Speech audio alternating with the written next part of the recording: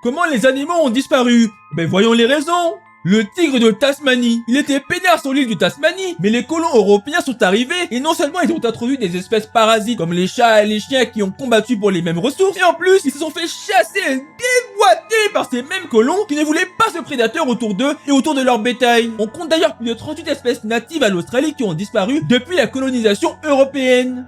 Le bouquetin des Pyrénées, victime privilégiée des chasseurs de trophées français et espagnols, il s'est fait complètement déglinguer par ces chasseurs, avec le dernier du versant français des Pyrénées tué près du lac de Gaume, près de Cauterets en 1910. Il en restait alors en Espagne, mais au final, en janvier 2000, la dernière femelle fut écrasée par la chute d'un arbre et c'en était fini pour cette espèce. Le cerf géant ou mégalocéros, lui aussi, comme le mammouth, il adore les températures froides. Alors quand la chaleur est arrivée après la dernière ère glaciaire, il s'est tout simplement fait balayer hors de ce monde. Lui qui était le cerf le plus grand de l'histoire, aussi grand qu'un élan moderne. Les pigeons migrateurs, eux, c'est un délire. Il y en avait des milliards il y a seulement 2 siècles, mais maintenant il en reste absolument zéro. Pourquoi? La chasse commerciale des humains, la perte de leur habitat et le fait qu'ils étaient très adaptés à vivre en très grand nombre. Des milliards qui vivaient par groupe de millions d'entre eux. Mais séparés les uns des autres avec la perte de leur habitat et la chasse commerciale des humains, ils ont fini par disparaître. Les quaggas, ces espèces de zèbres chevaux vivaient tranquillement en Afrique du Sud jusqu'à ce que les colons européens et spécifiquement les colons néerlandais qui ont envahi l'Afrique du Sud ont tout simplement chassé cette espèce jusqu'à l'extinction pour sa fourrure et pour s'en nourrir.